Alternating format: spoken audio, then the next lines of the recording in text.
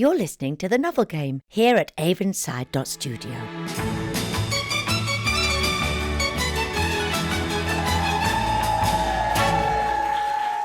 Wonderful whooping hello, and you are very welcome to The Novel Game. My name is Robin Ince, and I'll be your host. And I'm joined by three panellists who are going to compete against each other in this game of literary and not so literary fakery. Would you welcome Novel Game old lag Marian Pashley? And Thanks. She's joined by two plucky newcomers, Julie Jepson and Simon Topping. Really fabulous wooing, by the way. And sitting next to me and hopefully keeping score is our producer, Bruce Guthrie. And Bruce there, who got both an additional way and a woo at the end. Here then, ladies and gentlemen, are the available talent. So Marian, Julie and Simon have all beavered away and have secretly sent me their homework. In each round, I'll read out their three fakes, as well as the author's real first line. They'll score a point if they choose the right answer, but they'll also score a point every time they fool their fellows. And at the end of the game, they can redeem their points to bolster themselves against any feelings of nagging, self-doubt or futility. So, round one. We start with an actual first line, and you have to tell me from which book you think it's been taken. So this is the first line, they're out there. So is that first line from number one, Beginner's Guide to Breastfeeding by Caroline Deacon? Number two, One Flew Over the Cuckoo's Nest by Ken Casey? Number three, Close Encounters of the Third Kind by Steven Spielberg? Or number four, Privates on Parade by Peter Nichols? So, they're out there. I'm going to start off by asking Marian, which do you think? Well, I don't think it is Close Encounters of the Third Kind, but I think that's too obvious because they were out there, weren't they? And then they arrived.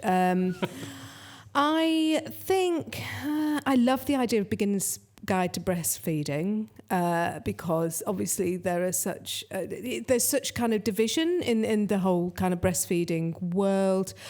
I'm going to go for One Flew Over the Cuckoo's Nest because it's the kind of bold statement that suits that book. So they're out there. So that's Marian's answer. Julie, what do you think begins with they're out there? Oh, well, yeah, I think I'll go for One Flew Over the Cuckoo's Nest by Ken Kesey. Simon? Well, I'm not too sure. Realising now, just having sat down, that I'm not quite as literate as I thought I was. And with a background in business, if it's not by Sir John Harvey Jones, I don't really have a clue.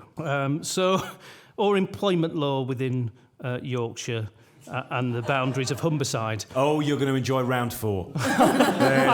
Between you and Marian, I think when you find out about some of the Humberside trading regulations we're going to be reading the third line of, you're going to be cock-a-hoop. I'm so pleased that my speciality can now come to fore after 20 years in the wilderness, so that's great. That's a great first line, by the way, as well, so if you are going to write a novel, go with that. But I actually have read this book. I don't know if that is cheating, or it's just knowledge. If you, before this show, somehow read every book that exists as a way of cheating, your effective time machine means I don't even know why you're wasting time being here and not doing other things. But if you have read every book as an act of cheating, well done. Yeah, I have. I've studied in China for the past year, and that's what I've done. And I do know that it is number two, One Flew Over the Cuckoo's Nest.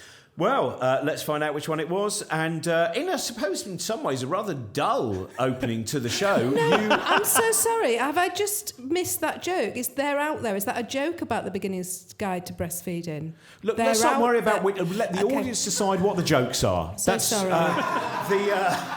It's a good rule of thumb. It was One Flew Over the Cuckoo's Nest, and I would tell you that Julie was the Beginner's Guide to Breastfeeding. That was her line. Close Encounters of the Third Kind was Marian, and Privates on Parade was Simon, and that means that in the end of the first round, you're all on one.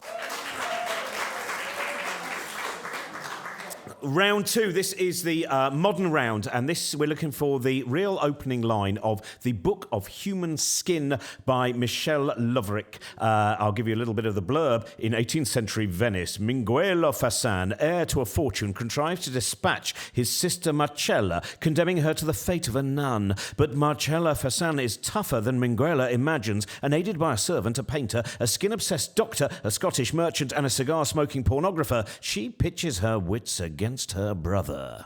So, what was the first line of the Book of Human Skin? We have number 1. He was one of the rudest people in the world, if not the rudest. He was very rude to everybody and to anybody. Number 2. The chime of the funeral bell vibrated across the surface of the dank Venetian waters. Number 3. If you ever see a portrait of a nun, you should know she was a dead woman when it was painted. And number 4. The Venetian blind proved the perfect disguise to give my brother the slip. So, let's start with Julie. What do you think? Well, as we know, Michel Loverick loves to open with talks about portraits. So I think it's number 3. If you ever see a portrait of a nun, you should know she was a dead woman when it was painted. Right. Simon, what do you think? Oh, there's a lot in there. There's a lot to unpack. There's a painter and a Scottish merchant. And what would they all be doing in there? I'm not sure. Having read all the books in the world, I'm just scanning my memory for which one this actually is. I like the idea of the chime of a funeral bell. I just like its vibrations. Okay. So I'm going to go for that. Probably. So you're going to go with number 2. And Marian, which one do you think? Well, number 1, I think, is out of place. I think that's actually the start of Jeremy Clarkson's biography. But I think I'm going to go with Julie, actually, because she sounds very authoritative. So I am going for 3. You are going for 3? Like Julie, yeah. And that was a very wise decision for the two of you, because yes, it is number 3. If you ever see a portrait of a nun, you should know she was a dead woman when it was painted. Not the chimes of the funeral bell vibrated across the surface of the dank Venetian waters, which you chose, Simon. That was Marian duping you. Oh, so well done. That means that we now have in the lead Marian on 3, Julie on 2, and Simon on 1. Round 3. Round 3 is adverts. So we come to this round, and it's the turn of that massive American news organ, Fox News. What was the slogan for Fox News in the mid-1990s? Was it 1, Fox News, fair and balanced? 2, not just news about foxes. 3, Fox News, sniffing out the truth. Or 4, Fox News, digging the dirt and taking out the trash. So, let's start with Simon on this one. Oh, Fox News. I really think they would go for something as unhinged as number 1, because I think Rupert Murdoch is unhinged enough to say that he's fair and balanced with his news. So I've got a leanings towards that. I think digging the dirt and taking out the trash, it's good, but it's a bit too showbiz for news. It's a Stallone film, isn't it? It's Cobra 2, isn't it? Taking out the trash, yeah. Van Damme's in there. They've got all the classic, action heroes in that one. Sniffing out the truth still seems a bit more like it's animalistic to me. So I am going to go for number 1, because I think Rupert Murdoch is mad enough to say that he is fair and balanced. Marian, what do you reckon? Bestial or not? I'm glad you asked. So I should say that was very specifically about the round we're playing, not just a sudden moment of flirtation by me. Well, I do have to say, obviously Fox News we know is fair and balanced, but I think for some reason digging the dirt and taking out the trash just sounds so sort of grandiose, doesn't it? Grandstanding, that it seems to fit Fox News. Do you not think? I think somehow they might have the chutzpah to say that. And it rings bells in my head that maybe was said once. So I'm going for number 4. OK, digging the dirt and taking out the trash. Julie, what do you think? I'm going to follow Simon with number 1 with fair and balanced, because I think they were convincing themselves that this is a truth. Well, there we are. Again, two of you were right. Yes, Simon and Julie, it is number one, Fox News, fair and balanced. You, Marian, were taken in by digging the dirt and taking out the trash, which was Simon's line for Cobra 2. And so this now gives us a very exciting situation in which you are all on 3 points. There's a very special joy to duping your comrades, though. Don't you find that, Simon? You feel quite special when you've written something that people have gone for. I do. I feel superior. Yeah. A little bit smug. Just a little bit. Yeah, it's tiny nice. amount. There is a little bit of a side note as well, which is Al Franken, who is unfortunately now the somewhat shamed American politician, previously satirist, and he was sued by Fox News when he wrote a book, Lies and the Lying Liars Who Tell Them, A Fair and Balanced Look at the Right. Well, you see, he was using their words against them, wasn't he? Radio, I was going to say Radio 4, but I've got aspirations. Fuck Radio Reverb, we're going straight to the top. I'm sacked, Parsons is in charge, and you've all been turned into one large Jeremy Hardy. Oh, what a fate. In round 4, we turn to the celeb bio, and this week, having spun the bookseller's display carousel, we alight upon Humble Pie from 2006 by the ever-humble Gordon Ramsay. You're adding your own words there, aren't you? Here's what it says on the back of the book. Everyone thinks they know the real Gordon Ramsay, rude, loud, pathologically driven, stubborn as hell, but this is his real story as a ballet dancer. I'm sorry, I added that bit as well. Doing it again. For the first time, Gordon tells the full story of how he came to be the world's most famous and infamous chef, his difficult childhood, his brother's heroin addiction, his failed career as a footballer, his fanatical pursuit of gastronomic perfection, and his TV persona. All the things that have made him the celebrated culinary talent and media powerhouse that he is today.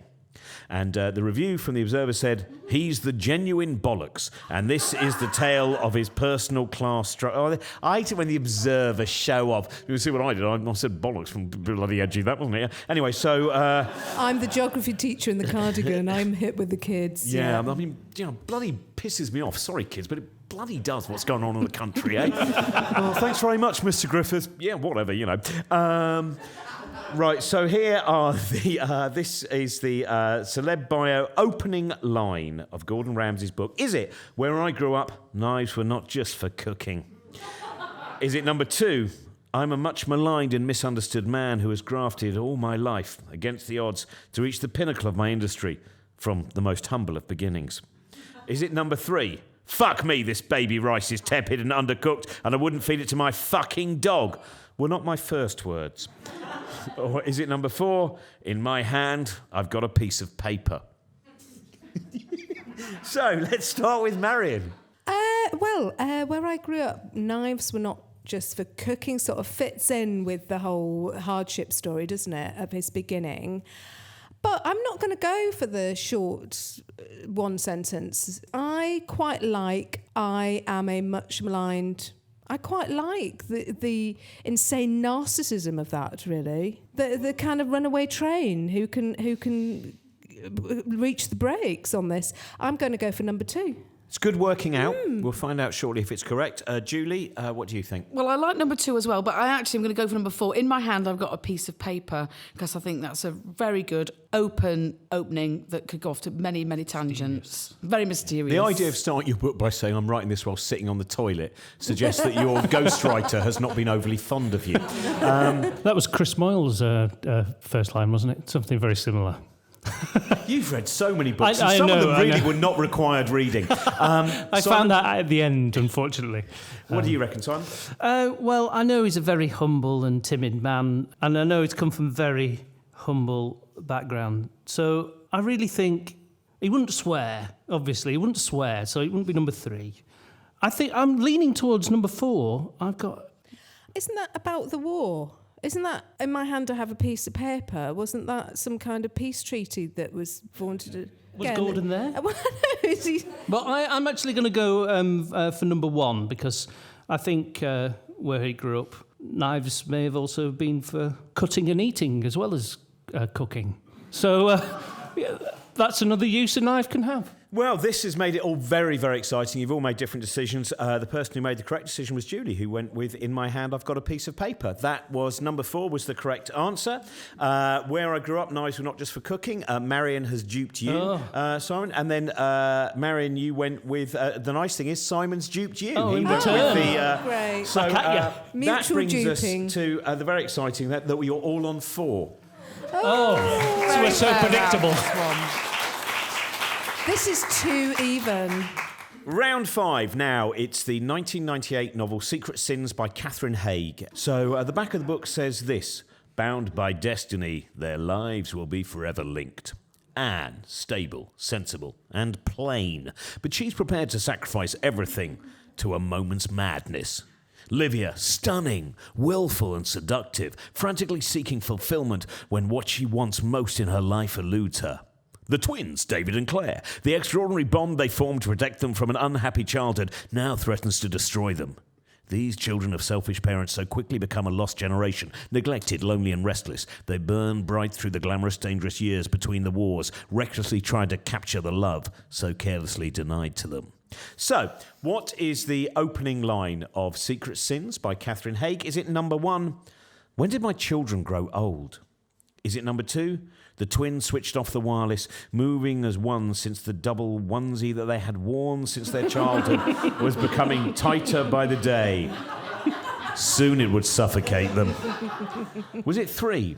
Anne sighed as Livia, striding forth, flashed her extraordinary green eyes, leaving in her wake yet another young man gasping for air? Or is it number 4? I may be plain, but God, I'm not adverse to taking a risk on love. So, let's start with Julie. What do you think? I think just because number 4 does sound a bit film noir, doesn't it? That rules that out for me, even though before that I thought that could be it. So I'm going to go for number 1, when did my children grow old? Okay, Simon? Oh, I think there is a rule that says go for the shortest, isn't there? But I don't really want to. I just like the idea of twins in a onesie. I just love it. I want Classic them. Between the Wars garments, yeah. I mean... As far as I remember, Billy Bragg used to have a line in his song Between the Wars, but that got cut eventually because onesie's not an easy rhyme. No. I'm trying to think. Onesie, no, you're completely right. It's like orange. It really has a rhyming line. I just like the idea of them being very young and then slowly, just slow suffocation. I don't know why, but I'm obviously not going to pick that. Never before have I heard something said that is so clearly going to be played at the Old Bailey in 10 years' time when they find out what's in your drains. Oh, you've got me pegged already. So I'm going to go for number 3. In a curveball, I'm going to go for number 3. I like the poetic. And Siders, Livia striding forth. And yes. Marian, what are you going to go for? Well, sorry, I don't think number 1, because when did my children grow old? It's all going to be written about the glamorous times that these children had, because it's a kind of Mills and Booney schlock thing, I think. The onesie thing is glorious, but I'm not going to throw my point away for that, because that's going into a different world. I think I may be plain, because it's so clunky. And this book deals in such cliches. I may be plain, but by God, I'm not averse to taking a risk on love. Yeah. This is 4. an absolute delight because you have replayed the previous round perfectly. The correct answer was chosen by Julie. When did my children grow old? You chose Simon's wrong answer. Simon chose your wrong answer, which brings us to the exciting moment of you're all on 5. Oh. And Julie wrote the fantastic onesie. Yeah. I thought that was their childhood bond that was growing dangerous. That's lovely. I will buy There was more any to book that. that you write, Julie. Thank you. See, Right. you two are you're really properly intelligent, so you're going for the literary thing, and I'm just going for the laughs. This is what... I shouldn't say that. That's going to give everything away. But anyway, it's because you two have got proper brains to fall Yeah, back do you know what? on. Actually, I've yeah, you're right. We'll find out in this next round. See if you dear. can spot. The next round is the classics round, and we go back to 1939. This is an important detail when I read out some of these lines, to Raymond Chandler's The Big Sleep, and the first outing of hard-boiled private eye Philip Marlowe. It's 1946. Screen outing was the first to pair Lorraine Bacall and Humphrey Bogart. So the back of this book says, neither of the two people in the room paid any attention to the way I came in, although only one of them was dead. So... the opening line of the classic The Big Sleep by Raymond Chandler, was it number 1?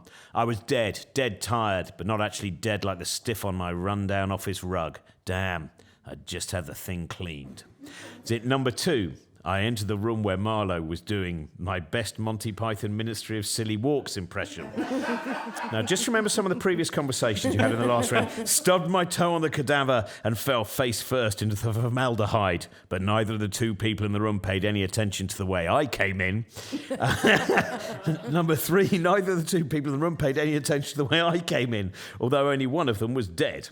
Or was it number 4? It was about 11 o'clock in the morning, mid-October, with the sun not shining, and look of hard, wet rain in the clearness of the foothills. So, which one do you think, Simon? Well, Robin, I do think possibly Julie has signposted herself in this round. So I think I'll go for number 4 on this one, because it sounds like it's setting a lovely scene. Okay, Marian, what do you think? I don't really know this genre apart from the way it's been pastiched, and so I'm going to go for 1 because it sounds like a pastiche of it, but I think it was so sort of written in that cliche. I was dead tired, but not actually dead like the stiff on my rundown office rug. Yeah, I'll go for that. Okay, Julie?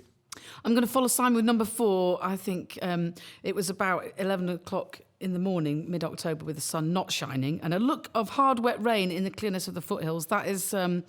I like weather, and that's a really good weather forecast. Very northern, isn't it? Yeah, very northern, yeah. We're all northern. So. You can see... It was a bit drizzly. It's the clearness of the foothills that tell him that there's going to be hard, wet rain. Because the rain that you can't see but is there. Yeah. But I query, are there foothills in LA? Oh, don't know if ever... Well, the Hollywood Hills. How big do foothills have to be? Are they at the size of a foot? At least 12 1 foot. inches. Just a foot? Literally a foot, yeah. Oh, right. I think that's why they're called foothills, yeah. Yeah, that's what I've heard. Well, the first thing I can tell you now is that, Marian, you must never go out with Simon because he is going to lie to you and you're never going to see through him. Because you yet again chose I was dead tired. Story of was my life. Simon. But number 4, the foothills and the meteorology of Raymond Chandler. That is correct. So both The you, beauty. Simon and Julie, you get a point. Nice weather report there. Oh. And now everything changes. Marian, you're on 5. Julie, you're on 6. Simon, you're on 8. We needed that, though. Next round, it's film posters, 1989, and this film was directed by Rob Reiner, starring Billy Crystal and Meg Ryan. You, of course, know that it's When Harry Met Sally. And you're the advertising copywriter tasked with coming up for a tagline for the print poster. So, which tagline was it? Was it number 1, I'll have some of what she's having? Is it number 2, can two friends sleep together and still love each other in the morning? Is it number 3, when Sally meets Harry, we'll all want what she's having? Or is it number 4, you'll never be stuck for what to order in a diner again? Start with you, Marian. Oh, gosh. I know there was quite a lot of action in the diner, which... there's 2 that refer to the classic I'll have some of what she's having, which doesn't mean to say it's not true. But I think, because the whole dilemma of the film was, can 2 people sleep together who are friends and it not be awkward in the morning? I think it's number 2, can 2 friends sleep together and still love each other in the morning? Julie? Yeah, I agree with Marian. Boringly, much as I'd love to go for one of the others, I've got hardly any points.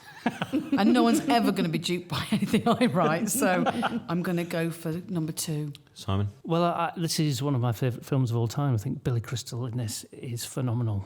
It's one of my I've seen it actually 39 times. I don't know why 39. When you read all those books? I play it in the background whilst I'm reading. Okay. Just on a continual loop. God, you're so much classier than me. I watched Lewis Collins in Who Dares Wins, the SAS movie. It's really good in a very not good way. You're right, I've seen that. It is very classy. I think as well, quite boringly here, because I have seen it 39 times, that number 2 is the correct answer to what they've put on the poster. Well, this isn't going to change much at all, scoring, apart from adding 1 to each of you, because that is the correct answer.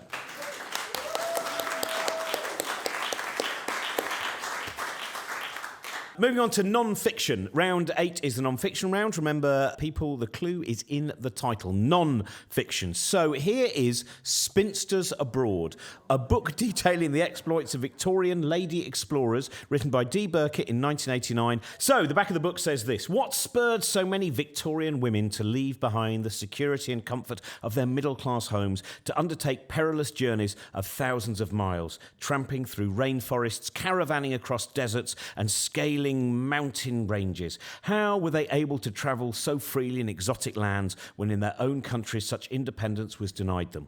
The book draws on the diaries, letters and other writings of more than 50 such women to describe their experiences and aspirations in addressing the questions of whether women like Mary Kingsley and Isabella Bird were the intrepid blue stockings of popular history or in fact early feminists. D. Burkitt concludes that they were neither. So what is the opening of that book, Spinsters Abroad? Is it number 1? Once we'd polished off the last of the Scotch eggs, we scaled the final summit of Kilimanjaro and were duly rewarded with stunning signal strength. I love you, Julie. Is it number 2? A comfortable, secure existence was the model Victorian woman's aspiration. Is it number 3? Some ladies of the guild may have had the tendency to swoon in such ghastly African heat. Not I. My fortifications remained upon solid foundations. Or is it number 4? Sitting by her easel at the window of a small rented room on the edge of the Pyrenees in the early winter of 1859, Marianne North cautiously made her first attempt at capturing a landscape. Julie. Well, I'm going to go for number 3 because we've got the ladies of the guild. We've got someone who's fortified upon solid foundations. You can't get anything more 1989. What am I looking for? Victorian. That's what I'm going for. Those 80s Victorians. 80s, yeah. something, yeah. So I'm going to go for number 3 because I just think that language suggests that it's of the Victorian era. Simon. Yeah, I love this genre, female explorers of the Victorian era. It's just camping, though, isn't it? Well, I mean, don't you just think when people say we're going camping, why? Well, they don't carry their own camping equipment. They've got men to do that for them. It's wild. It's wild camping. They don't have toilets. That's what the difference is. Okay. Nowadays, I can't believe the fact that there's been a fantastic movement to highlight the forgotten histories of some of the incredible women who were all manner of different archaeologists, anthropologists, and yet Marian, in one line, it's just camping, has managed to take us back all the way to 1924. Well, you know, someone's got to say it. Well. Why leave your house? Anyway, yeah, carry on. I think that Julie does have a future in publishing because I would buy anything that you write because it's very imaginative and I love Scotch eggs. And it's just drawn me that way, but obviously it's not that.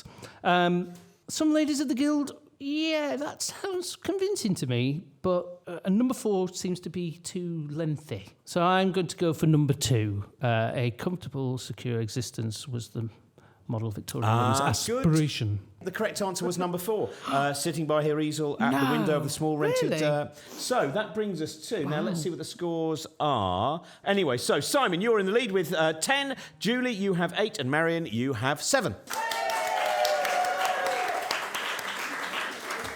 So, penultimate round, round 9. This is described as a children/weird/cult. So, it's Anthony Burgess's A Clockwork Orange, which is a classic, of course, children's book, from 1962. Now, the back of the 50th anniversary edition reads like this. A Clockwork Orange is the scarifying autobiographical confession of Alex, a juvenile delinquent of unspecified but not very distant future, who tells the tale of his own criminal excesses and his re-education in the popular slang of his generation. It will take the reader no more than 15 pages to master and revel in the expressive language of Nadsat. After that, he has before him an easily digestible feast of picaresque villainy and social satire. The book can be read as a straight horror comedy or, on a deeper level, as a fable of good and evil and the importance of human choice. As the genial Alex himself might put it, it is a horror show story which will either smeck like Bazoomi or bring the old tears to your glazzies. So, what is the opening line of A Clockwork Orange? Is it number 1? He was a Bazoomi bander of Zamachat oranges out to fist the Millicents. Is it number 2? I'd long since mentally assigned Finkel bounding to the banned list of activities after the incident in my youth when the girth dronkel got wedged in my Clecky sphere and my flotus didn't function correctly for a moon score. What's it going to be then, A? That's number 3. What's it going to be then, A? Or is it 4? The olds were having a snoozy day out when we smacked right into them on a bend. So, start with you, Simon. What do you think? I'm not so sure that it's going to be the very long statement. As you say... Not the Clecky sphere flotus dronkel. It does smack of Unwin Ease. Or Julie Ease. What? It could be Julie. It could be Julie. But very creative. Do get a publishing deal. I will buy. Thanks. All right. I like number 1 because there's a bit less. I would love to fist the Millicents. I'm not sure who they are, but I want to. It's got a real peel quality. And there we go. That was Fist the Millicents there. And I'm expecting anything quite so good to come out of Hove. Yeah, it does sound like a 1980s alternative band. You're right. Oh, I'm torn between 3 and 4. The olds are having a snooty day out. Or just, what's it going to be then? Oh, I'm going to go for number 3. OK. Marian? I am going to go for number 1. I think it's got the kind of language, but it's nice and succinct. We was a Bazoomi band of everything else. Yeah, I think that's right. I love Julie's creation at number 2. I think that's fabulous. It's Well done, you're talking about this fidget digit things, aren't you? The fidget toys. Fidget spins. Widget spins. If that's what it means to you, Marian, yes. If it was you who wrote it. If indeed it was. It's a But mystery. what's going to happen? It's going to be number 3. What's it going to be then? It's going to be really straightforward. No, I would go for number 1. OK. Julie? I think it is number 3 because it's just a really open ending to a book. And I don't think it is number 1 because the Bazoomi, but that's used in the taken from the blurb before. So, but I mean, I can't believe it's not 2 because it just to me sounds like it really fits. But Well, it's awesome. it is great. But it is a long sentence, isn't it? So yeah, I'm going to go for number 3. What's it going to be then, eh? OK, so can I check, Marian, you went with the Bazoomis? Yes. Yet again, your relationship with Simon is precarious, for he has duped you. The correct answer was number 3. What's it going to be then, A? Which now... I think, by the way, Julie, you have won the show, even though you haven't got the highest score. I've got no At points. the end, you're getting 10 extra points anyway, so you will win. I'll agree with that. Simon is in the lead with 12. Julie, you have 9. And Marian, you have 7.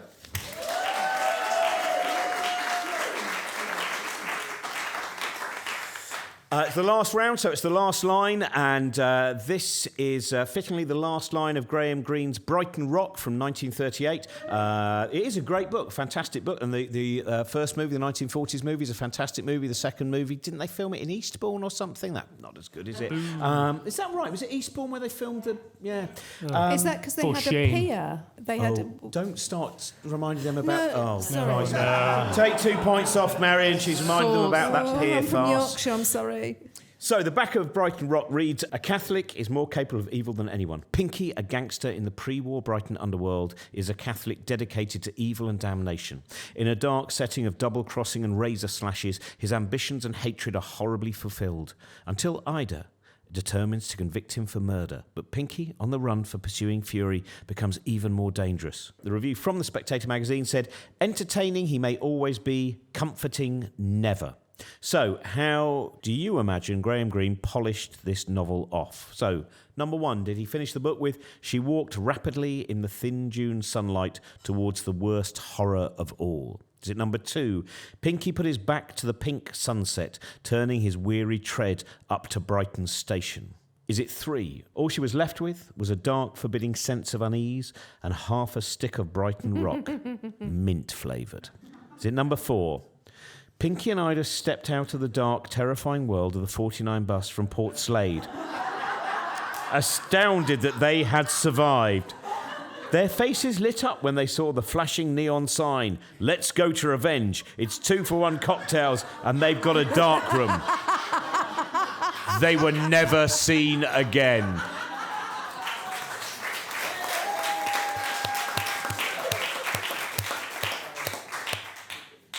You're not playing the game, Julie, but you're really playing the game. So, Marian, 4? Absolutely 4. What do you reckon? Well, I don't know. I think I read this book once, but I can't remember clearly. It's a bit sad, that, isn't it? It's not the mint-flavoured Brighton Rock. I like the pink sunsets, but that seems a bit too... Well, obviously, it's not Brighton Station because it was filmed in Eastbourne. So... The book was filmed in Eastbourne. You know what I mean? I was playing on a theme, what I mentioned earlier, and offended everyone in the room. Thanks. She walked rapidly into the June sunlight towards the worst horror of all, I think. Yeah, I like the idea that she thinks she's free of it, but it's like where they come out of the bath and stab again, isn't it? And for listeners at home, there was a smashing mime. Julie? I think it's number 2. Pinky put his back to the pink sunset, turning his weary tread up to Brighton Station. It does sort of tie in with number 1 as well, with the worst horror of it all, because obviously Southern Railway are going to be up there. I'm going to go for number 2. Simon? It's number 1. And if it definitely isn't number 1, then I'll be very embarrassed. Well, first of all, Pinky put his back to the pink sunset. That was Marian's line, so earned a point for that. And the correct line you have remembered is she walked rapidly in the thin June sunlight towards the worst horror of all. Very dark. Very, very dark. So that leaves Marian and Julie at a tie with 9 points each, and the winner is Simon with 13 points. But as I've said already, the winner really tonight is undoubtedly Julie. Simon and Schuster have rung. The contract is on its way in the post. You are now writing all novels. Brilliant.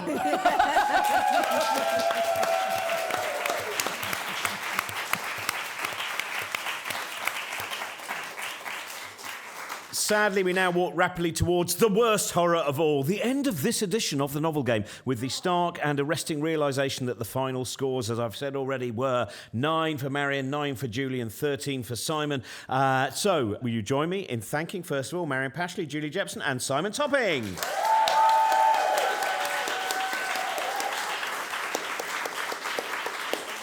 Our producer, Bruce Guthrie, for the many wet afternoons he spent loitering in bookshops with a camera. So do you know what? There's a lovely thing. If you ever go to Notting Hill Book Exchange, they actually have a sign up saying, "Please smell these books when you get them home and not in here." That's for you, Bruce. So our producer, Bruce Guthrie. And to Ben Noble, Craig White and Lewis Dolan for making this audible. My name's Robin Ince, and my suggestion is that you make it your business to listen next time we play the novel game.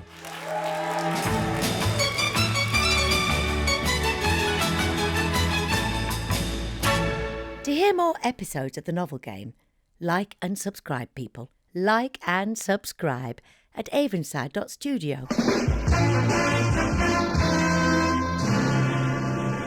Oh, and while you're here, why don't you listen to this? This is Rediffusion, broadcasting on the London station of the Independent Television Authority. From a very modest beginning in antiquity, where Romans roamed, Saxons sacked and started our history, this self-reliant, sprawling giant of a city came to be. London, London, that's my hometown. London, London, that's my hometown.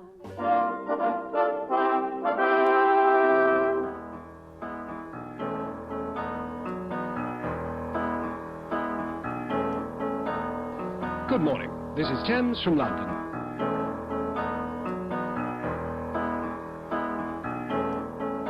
London, London, that's my hometown.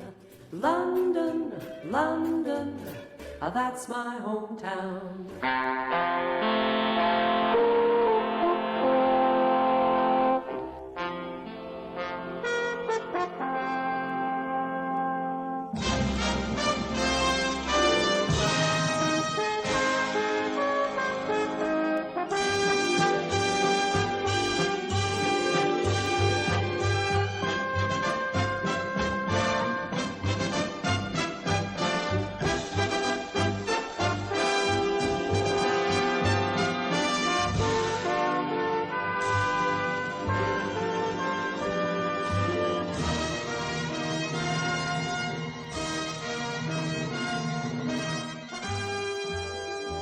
Till we come to the suburb that's thought to be commonplace, home of the gnome and the average citizen, Sketchley and Unigate, Dulcis and Walpermuir.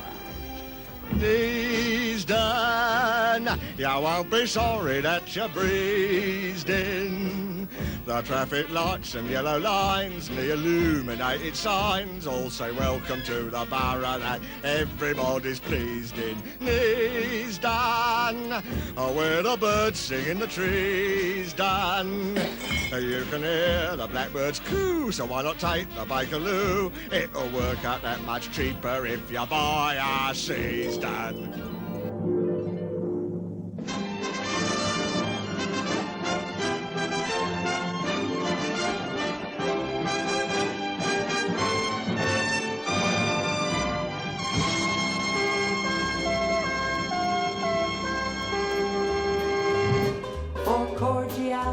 Hospitality, London sets the pace.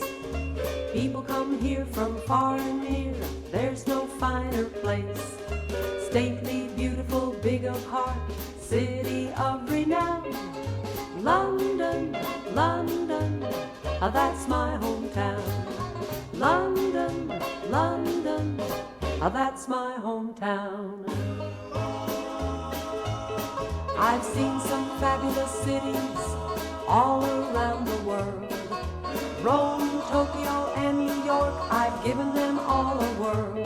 I know why they sing of Paris in the spring, but no place I've found beats London, London, that's my hometown.